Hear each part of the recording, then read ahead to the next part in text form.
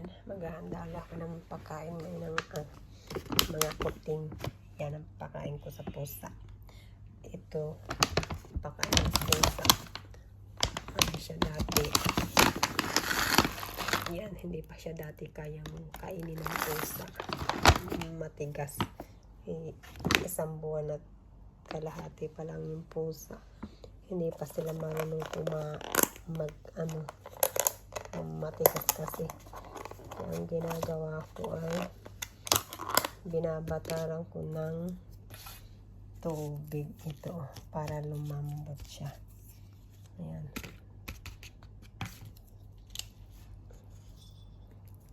Binabatad ko sa tubig. Ayan, malambot na siya. Kaya na nilang kainin.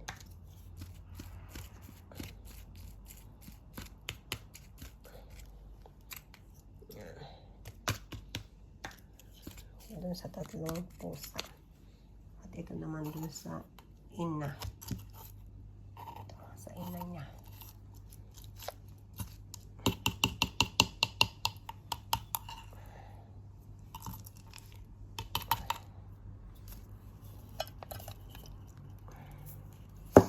Yan ang bigay ko sa kanila.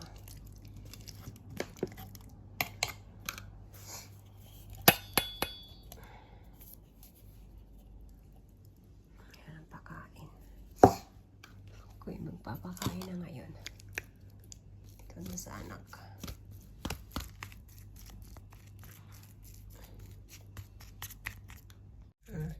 Tari na. Cloudy. Ito sa iyo. Ito yung kanyang, ito yung nanay ng tatlong pusang maliliit. Ito naman yung mga kuting. Ito na yung isa. Ito yung dalawa. Dali kayo. Kumain na kayo. Dali.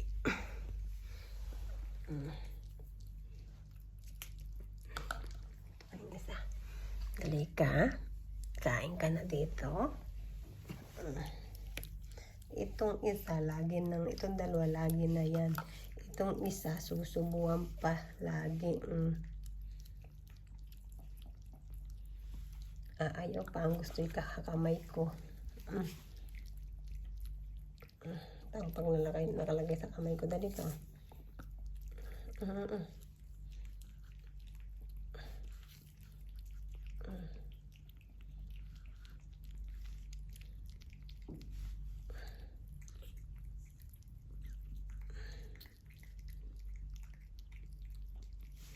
Dali na. Ayaw pa eh. Subo ko na yan. Yan. Nalasahan niya na yan. Kainin niya na lahat yung kamay ko, pati isali na.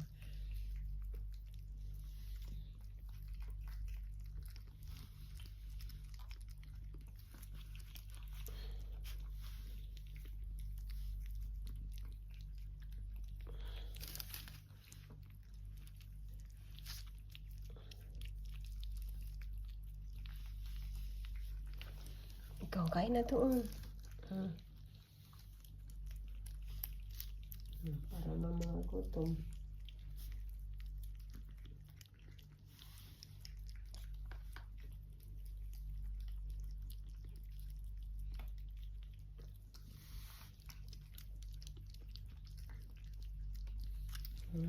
Kinakain na sila. Yun yung pagkain na matigas.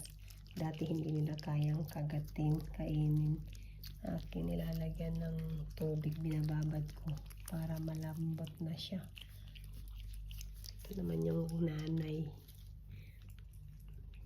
Ayaw na niya magpasuso kasi yung ngipin ng pusa matatalas na. Nasasaktan na siya. Nagagalit na siya pag nasuso pa yung mga kuting. Tapos ayun yung tayo ng pusa. Ngayon pa lang sila nagdumi, ang cute ng tayo. Tapos ang kanilang painuman. Yun o, may snack pa dun sa matanda, sa nanay nila.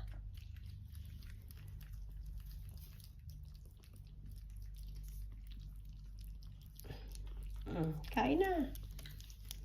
Hindi ka pa tapos kumain ka pa. Kailangan susubuan ka parati.